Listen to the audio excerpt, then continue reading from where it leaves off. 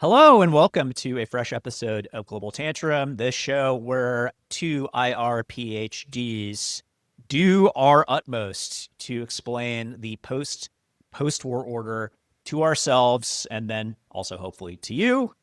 As per usual, I am your host, Steve Pally. With me as always is my co-host, Professor Galen Jackson. Galen, we were talking right before recording that half jokingly, this show should be called the Iran War Show until further notice. How do you feel Uh, about that? I think it's hard to argue with that, man. Yeah, Uh, there's other stuff going on in the world, obviously, but I think the most relevant by far is what's happening in the Persian Gulf at the moment. We are into, is it week 2 or week 3? It's the 12th. It's basically I almost week 3 of the Iran war. This started on yeah, the 28th. I can't do math. Almost week 3 correct. into week 2.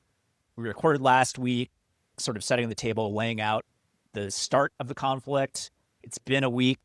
There have been many developments that we'll get into, but I think the right way to start is actually to go through the 3 key questions of this war. And in order, the questions are: is the revolutionary government still in charge in Iran? Number 1. Number 2, are our Persian Gulf allies still being hit? Number 3, is the Strait of Hormuz closed? I think personally that you can answer whether or not the war is going well by answering those 3 questions. And by my count, the United States is 0 for 3 at the moment. And I think it is justified to say that the Iran war is not going well at the moment for the United States. What do you think? I largely agree with that. I think maybe because after studying the Middle East as long as I had, you recognize how wildly unpredictable things can be. Of course. I'm not quite at the point to say that the situation is, desperate for the United States. And I think we will discuss the other side of the ledger since Iran also has some serious liabilities at the moment. Mm-hmm. But I certainly agree with your assessment that I would give them the edge at the moment. Mm-hmm. And I think the 3 questions you laid out are critical ones, and perhaps the 3 critical ones. I don't want this to come off like a rant of sorts, particularly because I think the situation, even if it has not necessarily dawned on most Americans just yet, is extremely dangerous. Yeah. Uh, but I do want to make the point, and this is not always the case, by the way, that many of the questions that skeptics of doing this, like myself, had for many years remain unanswered, or at least the problems that could be posed, there are not solutions to those. So you mind if I do a little bit of what this debate was prior to this going down? Take a couple minutes. Yeah. Then we'll Okay. go through the 3 big questions. But yeah, go ahead. Okay. Without getting into a deep dive on the history of the Iranian nuclear program, I think this starts to become a major problem during the second term of the second Bush administration, Mm-hmm. when the United States is bogged down in Iraq and does not have the wherewithal to deal with an Iranian resumption of its nuclear program. And so at the time, the Israelis were really pressing the White House to give them bunker busting bombs. And I'm just going to read a quote from Michael Hayden, who was the CIA director at the time, on why he thought that was a bad idea. He said, "Our belief was that if the Israelis, went on their own, knowing the limitations, no, they're a very good Air Force, all right, but it's small and the distances are great and the target's dispersed and hardened, all right. If they would have attempted a raid on a military plane, we would have been assuming that they were assuming we would finish that which they started. In other words, there would be many of us in government thinking that the purpose of the raid wasn't to destroy the Iranian nuclear system, but the purpose of the raid was to put us at war with Iran." Hmm. That seems Trenchant? prescient. Yeah. Yeah. And Bush was not going to do that because of how badly Iraq was going. His Secretary of State Condoleezza Rice said something to the effect at the time of, "Mr. President, I think you've invaded your last Middle Eastern country." That's a great quote, by the way. Yeah. The Strait of Hormuz, I'm frankly astonished that the administration did this without a contingency plan. You cannot plausibly say people have not been worrying about this scenario literally for decades. I remember being, a young grad student and this being the lever people talked about the Iranians pulling is closing the Strait of Hormuz.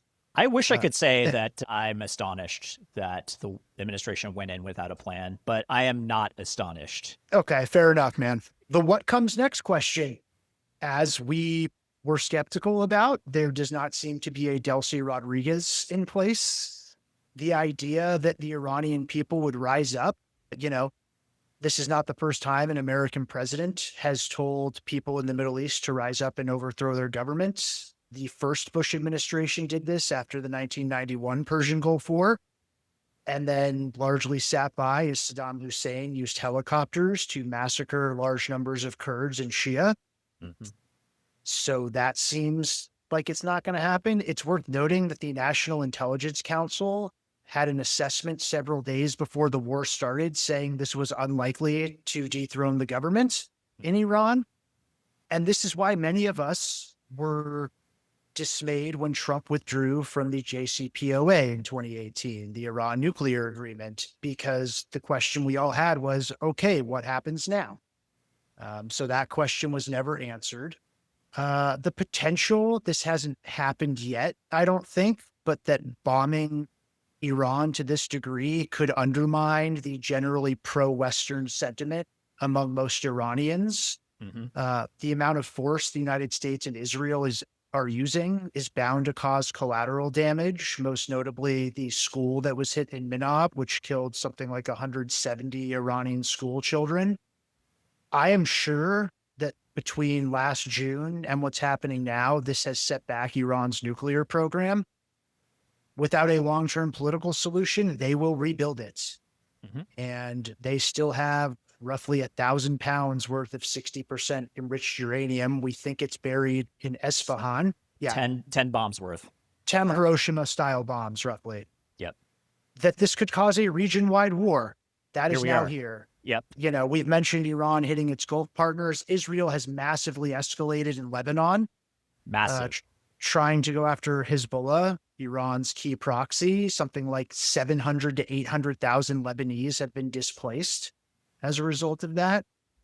Anyone who has studied Iranian foreign policy since the revolution knows how large the Iran-Iraq war looms in the current leadership's thinking, and about what Vali Nasser, whose book I think I mentioned on Book Corner on the show last summer, refers to an ideology of resistance.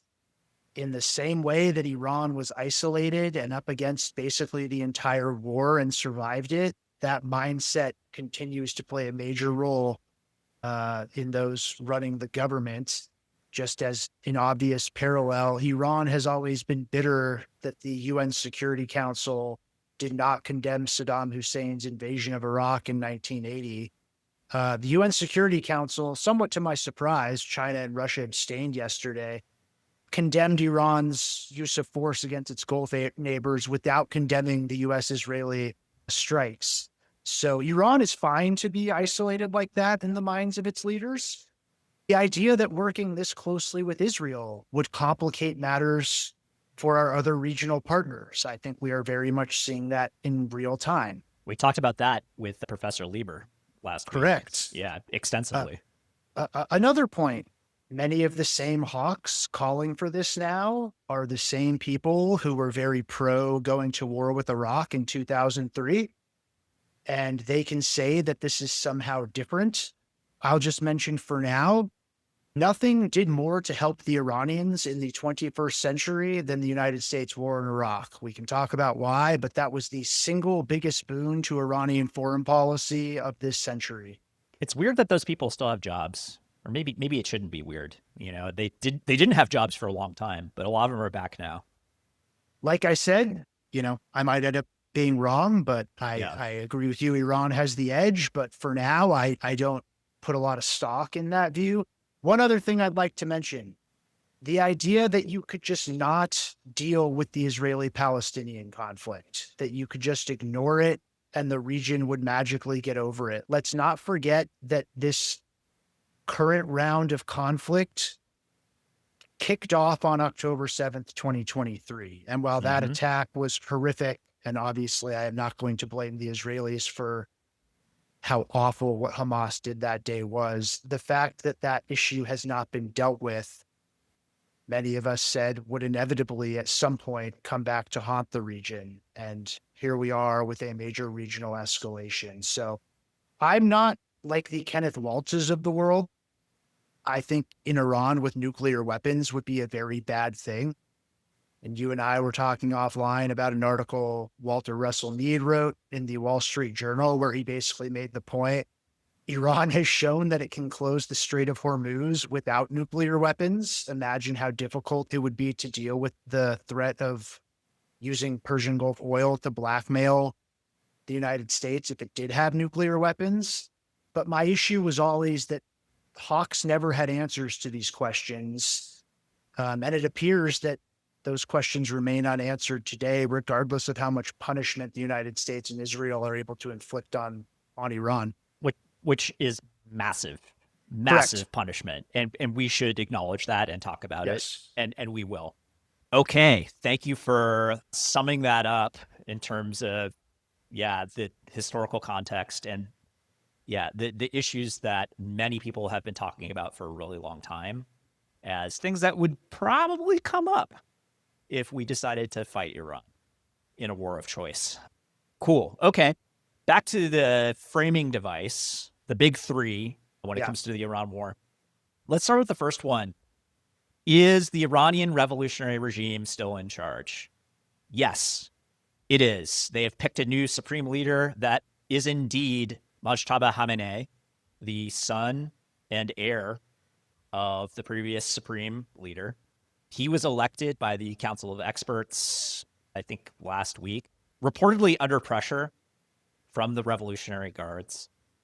It is not clear what kind of shape Mojtaba is actually in. I've seen some everybody's reporting that he was injured in the strikes that killed his dad and, in fact, much of his family. The question is, how badly injured? There are some reports saying, oh, it's just like a broken foot and some damage to his face, cosmetic. There's other reporting saying that he lost one or two legs, has major internal injuries, and is in a coma. What we do know is that he has supposedly released a written statement. He has not appeared on camera. That could be because Israel and the United States will assassinate him if they figure out where he is. It could also be because he's in a coma. And this statement isn't actually coming from him. It's coming from the Revolutionary Guards. But the statement's pretty defiant. It is not conciliatory in any way, shape, or form. Actually, it is mildly conciliatory towards the neighborhood, I would say. It does say, basically, Iran does not seek to fight its neighbors, but it will attack American bases that are being used to attack Iran, which seems proportional. Of course, Iran is doing more than attacking those bases. They're also attacking the economic infrastructure and indeed the cities of its neighbors. And we'll get to that when we get to it. But towards the United States and Israel, it is basically saying, we are going to keep the Strait of Hormuz closed. And we will even consider opening up, quote unquote, additional fronts in this war that we have studied and that the enemy is not prepared for, which is kind of terrifying, honestly, because we think we know what they're talking about if the war continues. And the only way the war will not continue is if Israel and the United States credibly promise to never attack Iran again. Now, this is something that the United States might be able to promise, might consider promising at some point in the future. I don't think Israel ever will. And I think that Iran knows that. And what that says to me is this is a little bit of a fig leaf. These are the conditions. We know that you can't satisfy them. So assume that we're not ready to stop fighting into the indefinite future. Is that how you interpret it as well? Yeah, largely. I mean, another way of phrasing this is, let's say Trump wants to start the war because he stopped the war. Stop Sorry. the war. Yeah. Because he thinks politically it's dragging him down in the US. And as we said last week, this is already unpopular. Yep. Let me tell you, it will get a lot more unpopular if the strait doesn't open. Just to put this in context a little bit, the last real disruptions, the last real oil shocks to the international economy were in the 1970s. One of them, by the way, after the Iranian Revolution. Mm-hmm. The big one in 1973 during the October War, Arab-Israeli War. Oil prices quadrupled at that time. That wasn't solely because the Arab oil producing states cut production in their effort to weaponize oil for political purposes.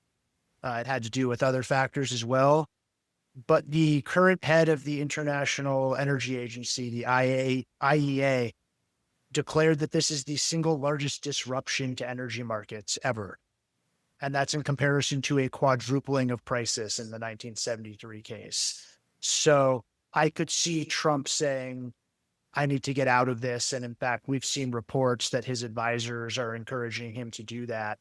Would Iran stop if Trump wanted to stop? And if he could get the Israelis to stop, since Israel clearly wants to keep going and has somewhat divergent war aims. And my assessment is what yours is. I think the answer would be no. You and I both agree that Iran is not interested in stopping. Iran is interested in teaching an unforgettable lesson because Iran has suffered a lot of damage and they don't want to be doing this again some number of years later, whether it's over the nuclear program or just because vibes or whatever, right? They want to make sure this does not happen again, and they will not stop until they are good and ready. That's the messaging behind. That's the messaging. Yeah. I guess before we get to, if I were them, I would be very concerned about a few things, even leaving aside just the unbelievable pummeling they are currently suffering at the hands of the U.S. and Israeli Air Forces. Yep.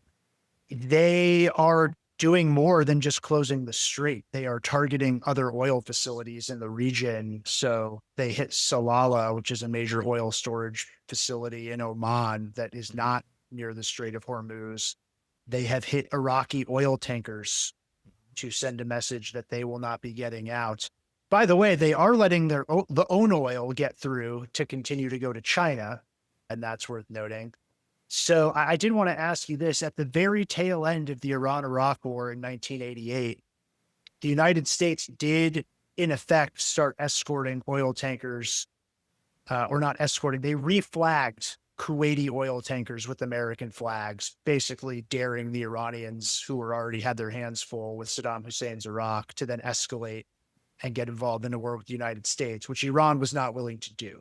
That's right.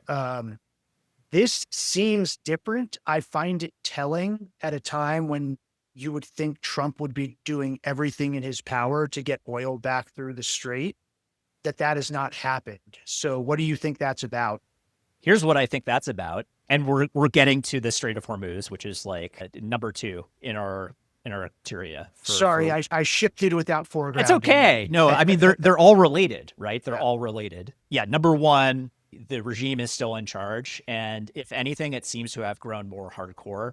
This is kind of what we expected. This is certainly not unexpected. We thought it was sort of the base case. And indeed, that seems to be what has come to pass. Now, as far as the Strait of Hormuz goes, yeah, convoys have happened in the past under completely different circumstances.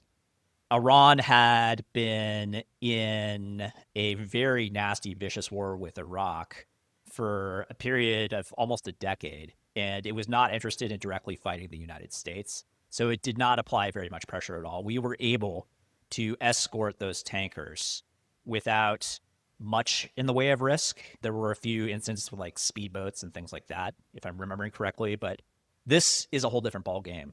There's some reporting that Iran is starting to mine the Strait of Hormuz. We know that they have drones, they have short-range missiles, they have those speedboats, they have frogmen, so guys in scuba gear who will attach limpet mines to tankers and other forms of shipping.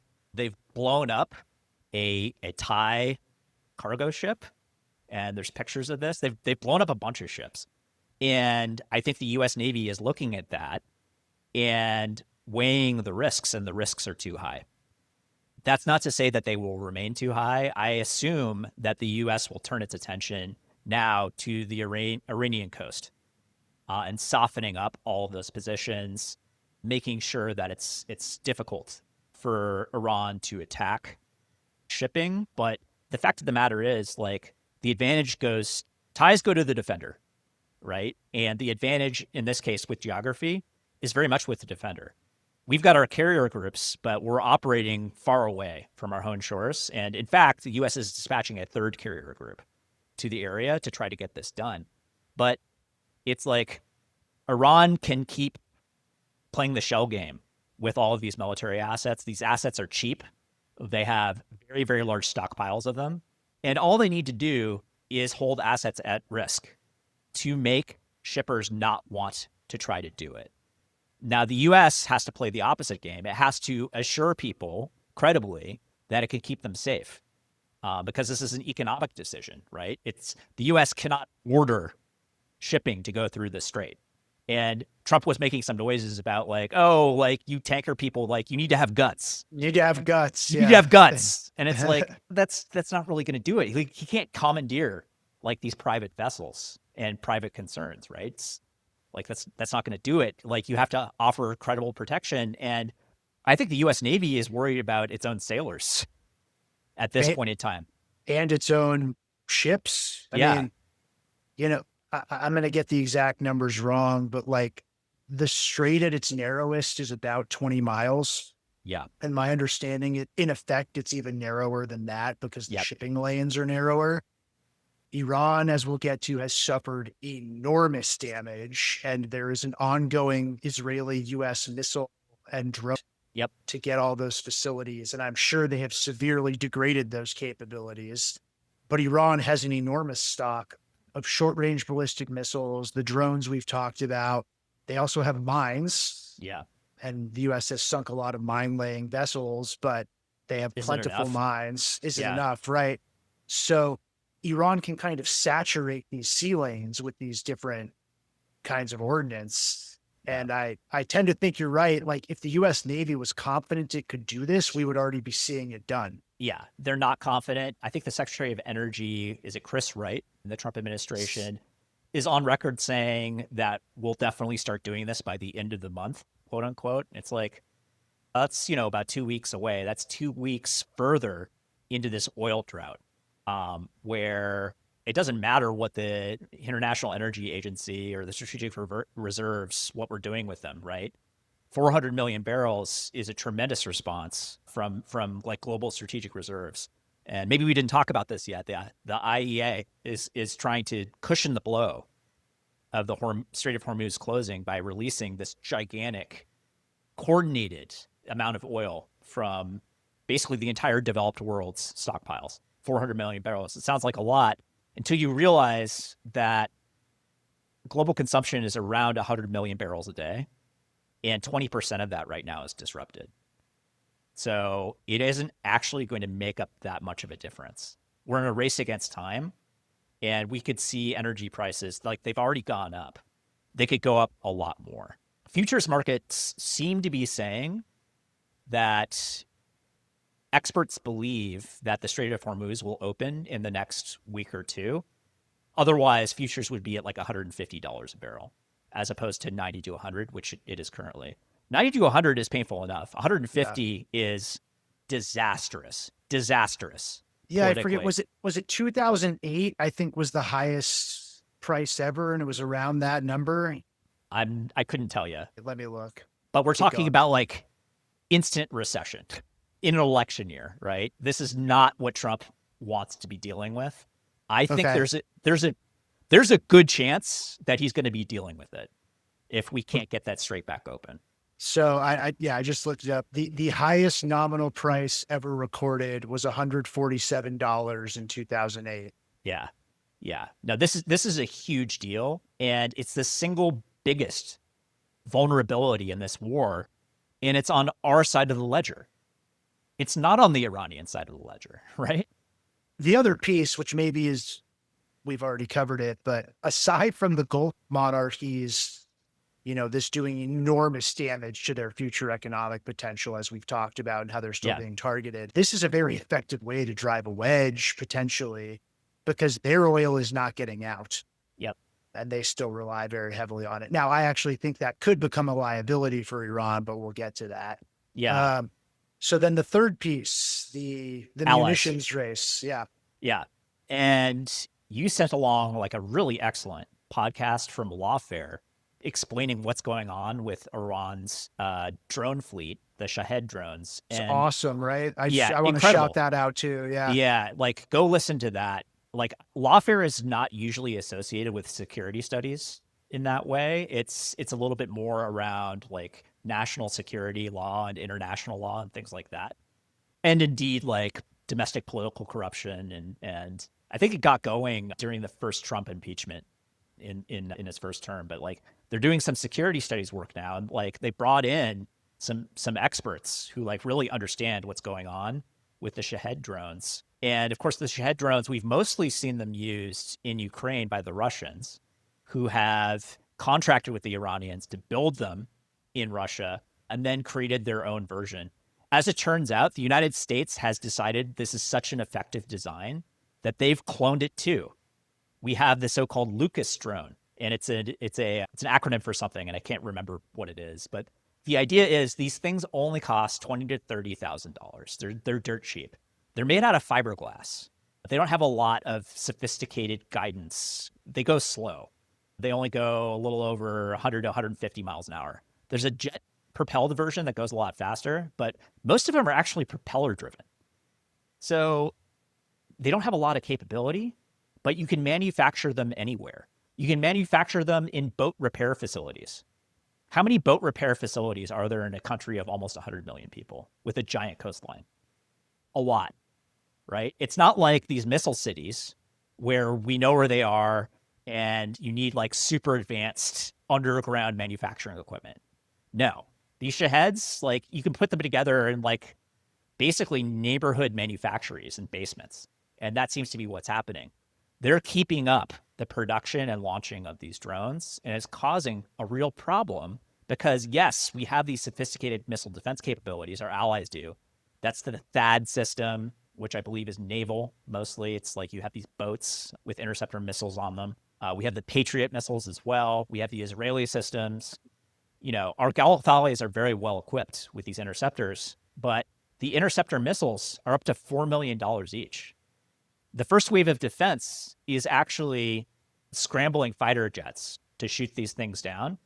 But if you send a sufficient wave, you might not catch all of them.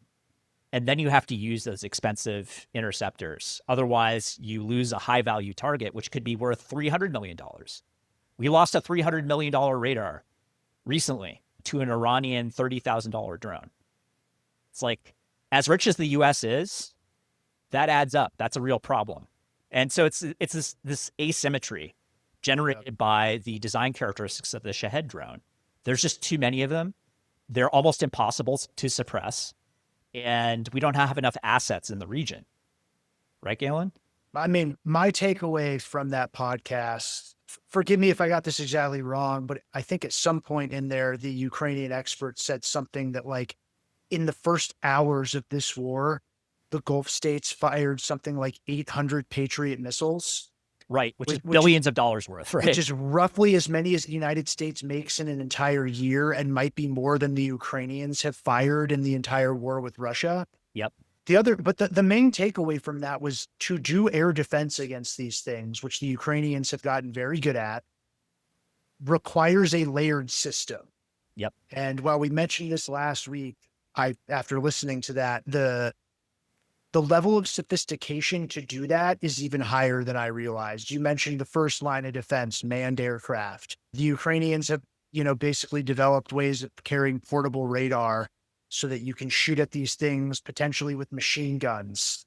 Ukraine has kind of pioneered interceptor drones. There are problems with them, but they're much more effective and much cheaper than the alternatives. And yeah, then as your last line of defense, you want to rely on the expensive interceptor missiles. That can happen. We have seen how good the Ukrainians have gotten at doing it. It's going to take time to implement a totally new doctrine. And I'm not sure that the Gulf states have that time. They don't seem to, man. Yeah. And so, I mean, I didn't look at it, so I'm not going to speak on it, but you sent me something indicating that Iran is potentially starting to land some more punches. They are, yeah. So it's anecdotal evidence, right? But we heard from our friend Professor Andrew Lieber. We have a text chain about this stuff because we're just like we're glued to it. And he was like, "It's interesting. The UAE has started to count instead of the number of drones and missiles defended against or shot down. The language is now engaged." Not necessarily successfully, right? So that's like subtle but telling. And he has his pulse on like the language used by these monarchies, and so it's like when he points something like that out, I think it's very important to pay attention to it. Yeah. And then yeah, because they like the UAE reports success rate in defending these things on Twitter, and some other analyst pointed out it's like something has changed in the last few days, and it is starting to look like more of these shaheads are getting through. It could be a fluke, just one bad day or something, or it could be something more systematic happening. And if it's systematic, then the UAE has a big fat problem on its hands. Yeah, because what that means, and I don't think anyone really has enough insight to say definitively what's happening, but if they are running out of air defense assets, what you then have to start doing is picking and choosing what stuff you want to save and what stuff you're okay getting blown That's up. right. Yeah. That is the horrible choice you face if you cannot do sufficient air defense. Yeah. And they might be in that ballpark now. So this is the second biggest strategic liability in this war. And it's on our side of the ledger, too, right? They have offensive capabilities that we can't really stop completely. Inevitably, some gets through, and it's enough to cause serious damage, lots of problems economically and politically in the neighborhood for the United States. So we're 0 for 2 on strategic liabilities too. Number one, Strait of Yeah. Hormuz. Number two, air defense. And I just want to unpack this a little bit. Someone might be listening and say, well, this has happened in war before, right? Particularly in major conflicts. And if this becomes an extended war or a war of attrition, that tends to favor the stronger power. Even though the United States is acting far away from its own shores, it has remarkable power projection capabilities.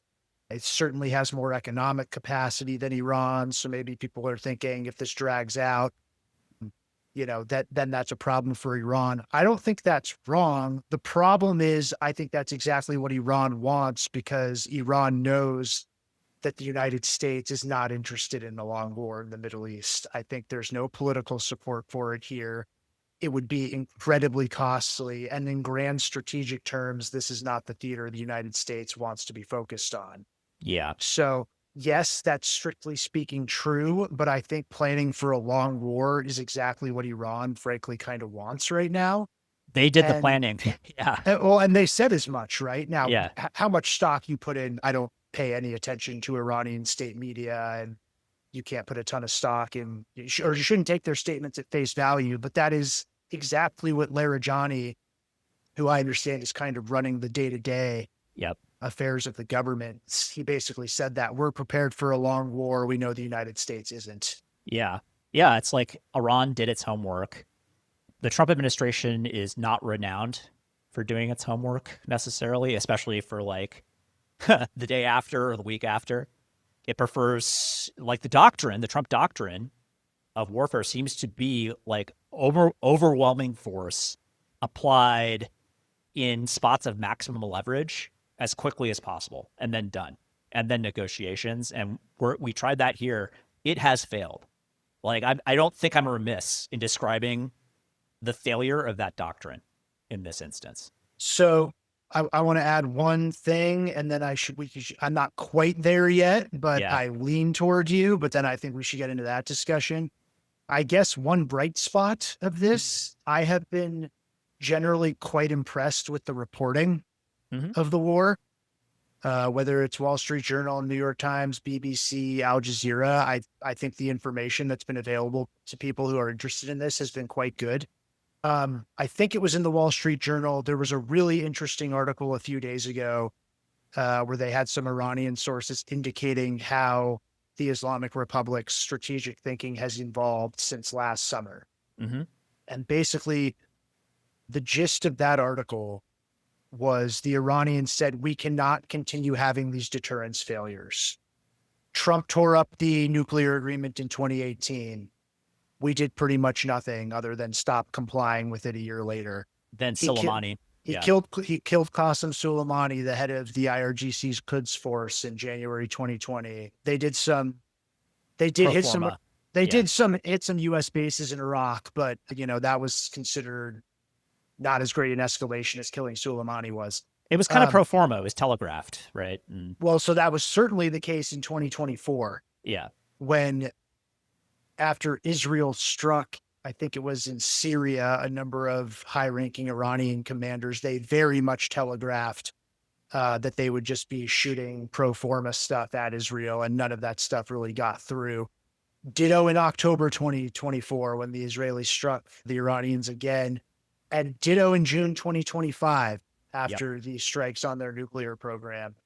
And so it seems what was decided was, no, next time it's on. Yep. And we are going to do all of the things that people have been warning about. We are going to try to broaden this into a regional conflict. We are going to make this the rest of the Middle East's problem, not just ours. We are going to pull on the lever of the Strait of Hormuz. So that seems to be where they're at. They're demonstrating every single one of these capabilities. And I think you're right. And this takes me back to what Mojtaba Khamenei said in his letter, if in fact that was his letter and not the IRGC's letter, which is... I mean, does it really matter? Like, he might be a figure. I think we both think the IRGC is really the institution that's running the show. Yeah, but in the letter, he was like, we have studied additional fronts to this war, and we will open them up if the war continues.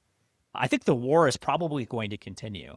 There was some recent reporting around the FBI warning that Iran could have ships somewhere in the Pacific Ocean launching drones at the Pacific coast, which is crazy, but like, they could do it. It does not take a lot of room to launch a Shahed drone.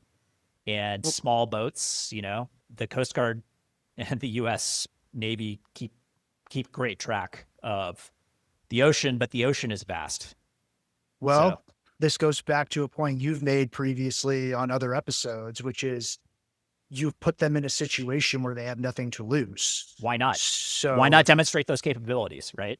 I guess the only thing they have to lose is the regime. But my understanding is I guess they don't have to make threats, given that they just slaughtered, depending on the estimates you see, somewhere in the neighborhood of 7,000 to 30,000 of their own citizens, not more than a couple months ago. These guys will do anything. Yeah, but they have warned potential political opposition, do not get out of hand or, we'll kill you. We will kill you. And so we're back to, can you do this from the air? And that seems very difficult. So now that it's on, they don't have anything to lose. Yep. The other thing we've mentioned, we think, an Iranian cyber attack. Okay.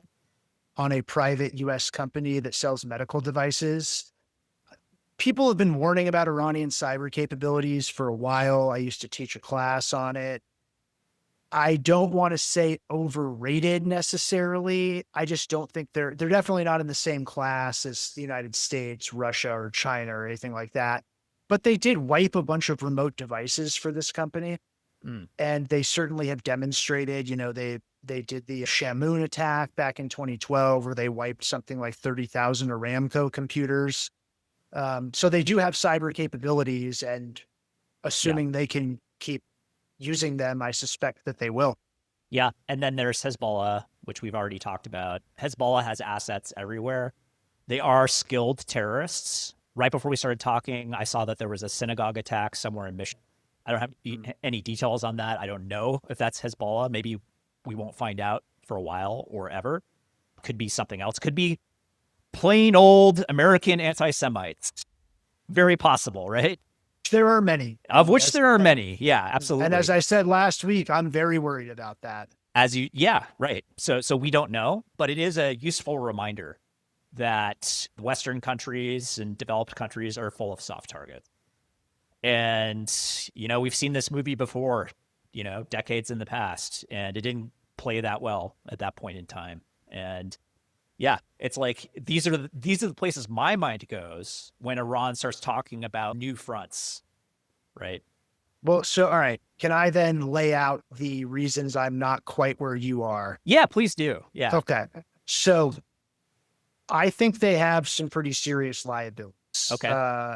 I don't think we know the extent of what the Pentagon refers to as, battle assessments or damage assessments. Yeah. Given the sheer size, I think some US and Israel have struck something like 5,000 targets. I'm sure they are holding some stuff in reserve, but I think part of the explanation for why their shots have gone down has to be some degradation. Maybe what you said earlier indicates that that's wrong, but I do think the economic I don't think you're wrong. reconstruction. Okay. I don't think you're wrong. Yeah. The economic reconstruction from all of this is going to be enormous. Yeah. It has not solved the problem. And as we've talked about ad nauseum, the long-term issue of what one does about Iran's nuclear program is now a very serious concern of mine. I mean, it already was, but at this point, they are going to try to get it. And Yeah. unless you want to have a permanent state of war or mowing the grass, and we've been over why that's going to be tough to pull off, I think that's a huge problem. And But that might not be enough. Like a correct. permanent state of war might not be enough to stop them. That said, I have no doubt that this, combined with the strikes of last summer, have set them back in that regard by a few years. So maybe you buy yourself some time. The biggest liability, though, that I think they have is that they are still the skunk at the picnic.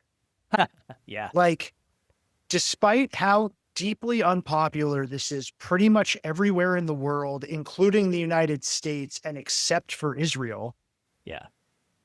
Iran, I found it quite remarkable that Russia and China abstained on that Security Council resolution. That is interesting. What do you think that what accounts for that is the fact that neither country is really voting much confidence into the new Iranian leadership? Potentially, it might be as simple as it's hard to oppose a straight resolution that says stop hitting innocent third parties. And they know that, Yeah. including a clause in there that condemns the U.S. Israeli attack is going to get vetoed by the United States. Yeah. I don't know, but that's interesting. And, and this is one reason I'm concerned that this could turn Iranian opinion against the United States. Countries generally don't like getting bombed. Yeah. So by that same token, the Gulf monarchies, Andrew talked about this a lot last week, this could go either way. And I have no doubt this will lead to some sort of reassessment about the value of their alignment with Washington, particularly if they come to perceive Israel to be a bigger regional threat, which I think they will. Mm-hmm. But that said, Iran's strategy is to bomb their neighbors. And we're seeing this right now in Lebanon. Okay. Yeah. I think there is no love lost between many people in Lebanon and Israel at this point. Yeah. But what strikes me as quite remarkable is there's even less love lost between most of them and Hezbollah, right? In their view, Hezbollah keeps dragging Lebanon into wars that they think are Iran's wars, not Lebanon's. And now it's happening again. Correct. At an even larger scale. Yeah. So they're deeply unpopular. If this were the Iran-Iraq war, I would think it was an even bigger liability because then we are talking about an extended conflict. But that to me is significant that they remain diplomatically and politically that isolated, both in the region and more generally. They're not going to get a lot of help. They're kind of on their own and they seem to be okay with that. Whether they remain okay with that depends. And I think it's important that we also ask the question, let's suppose that Trump decides that he's done with Iran, but Iran is not done with him. So we have to keep fighting.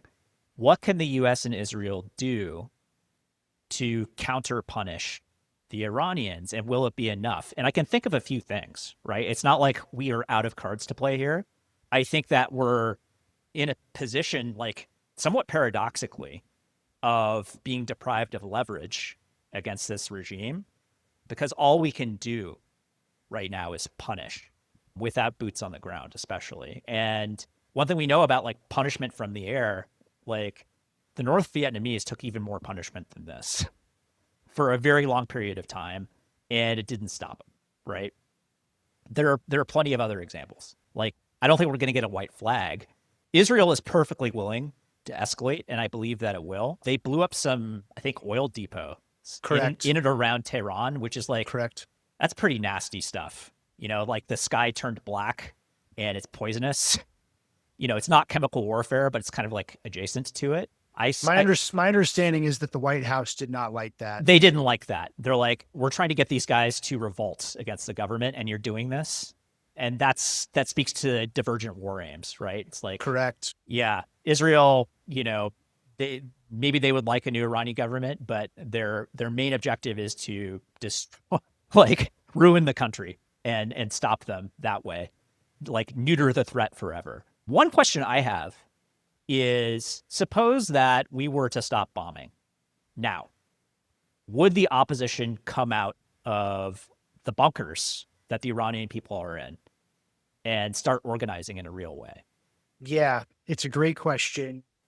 I think there's been pretty good reporting. I've been watching a lot of this on like BBC, Al Jazeera, where they, you know, it has to be anonymous because people fear for their lives. But of course, there does seem to still be lots of anti-regime sentiment in the country, which, by the way, again, speaks to my point about how unbelievably unpopular this government is, both at home and abroad. It's toxic. Yeah. It is getting bombed to this degree by the United States and Israel. And you're still hearing chants coming from windows that, how, you know, at nighttime against the regime. But my understanding is, like, it's been made very clear, like, don't get out of line or you will experience violence. And I think those are highly credible threats. So, you know, I think I would distinguish between the short term and the long term. Mm-hmm. And frankly, both of them are difficult. But in the short term, if you want to pry away some of this leverage that the government has created, you've got to reopen the strait. Mm-hmm. And doing that might be casualty intensive or at least time intensive. Yep. Which means it will be financially costly as well. So I think that's going to have to happen if you want to improve your bargaining position. And then longer term, it's stuff that, like, you know, it's just, I'm not even sure it's possible anymore because of past missteps, particularly, like, you know, let's say the war comes to an end in an unsatisfactory way from a U.S. Israeli standpoint. And now you have the looming problem of Iran bent on getting a nuclear capability and having demonstrated how much pain it can inflict on the world economy and the region. Yeah. You're going to need some sort of regional counterbalancing coalition. Granted that I don't think most of the leaders in the region care much about the Palestinians. Their publics still do. Yep. And that has tied their hands to a certain degree. So the single best thing you could do to facilitate a grand U.S. Israeli Arab alliance aimed at balancing Iran, which would then have more support from places like Europe, is to get an Israeli-Palestinian peace settlement. And I study that for a living, and I have no idea how one would achieve that today. So it's a difficult thing in the long term, to be sure. In the short term, I think you've got to find a way to remove these pain points that Iran's pushing on. Yeah. But that's going to involve blood and treasure, I think, or at a minimum, an extended period of time to figure out the problem. They're not going to just let Trump go. Like, I don't believe that will happen. I don't believe if Trump were to take his ball and go home tomorrow, they would just stop. We'll see, right? Another thing that comes to mind is the possibility of, like, a coup within Iran, which would be in many ways at this point like a best case scenario, the realistic best case scenario. But, like, this regime is, I don't know that it's coup proof. Like, I don't know that any regime is coup proof, but, like, this one probably comes pretty close from what we've seen, just by virtue of, like, how difficult it's been to decapitate. Not that we think regime decapitation really works anyway in most cases, but you know, having read about this, my understanding is this mosaic strategy, as they call it, of delegating and then delegating and then like the number of delegates is kind of endless in terms of regime continuity. Totally. It's fanatics all the way down. Yeah, that first started like being put into place after the United States took out Saddam Hussein in 2003. Like They've been doing it for a while. they saw what the United States did and said we need a plan in place in case this happens, and they've been working on it for the better part of a quarter century. Yeah. And now they're practicing it, and it's working pretty well. Well, we're out of time for today. So I think we'll wrap it up there. 0 out of 3 major objectives achieved in this war so far. So far, And I look, there's a third carrier group coming. Maybe that'll help. Maybe new tactics or weapons or something. The Israelis probably have cards to play still. I don't know what those would be. The Kurds are not coming into play at the moment for now. for now, but that's another wild card that could unleash even more chaos. And look, we're eating, living, and breathing this stuff. We're sleeping it. It's like we're very, very wrapped. And I do just want to reiterate, the Iranians have some real problems that they need to work out I too. agree. I So, agree. Yeah, I just think that this is a fight to the death. And they're ready, willing, and able to die. And that counts for something in a war like this one. I don't think that Trump is. well, Quite the opposite, in fact. you mentioned Vietnam, right? Like Yeah, I did. this is another like point in these asymmetric conflicts where you seemingly have a far more capable power working against someone else. Like if the other side is sufficiently motivated to continue suffering for long enough, that is something that's very difficult to dislodge. And I Yeah. think that is probably their biggest asset at the moment, not to the Yeah. Iranian people, but to the Iranian government. If we had prepared better and we were prepared for some number of months of fighting instead of some number of weeks, then we might be having a different conversation right now. Perhaps we can convoy those ships through the strait. That takes the hands, the Iranian hands, from around the world's neck and Trump's neck, and then we can have a different conversation. But like as of right now, this country and many other countries are heading for economic pain in a real way, and it's going to happen within the next week or two. So In an election year in the United States. yes, that as well. So instead of banking a quick win, this is looking like a protracted, if not loss, then bloody stalemate. And but we will keep everybody posted. And yeah, for the time being, this has been another episode of the Iran War. Just kidding, Global Tantrum. Signing off for this week. Thank you, Galen. You too, man. All right.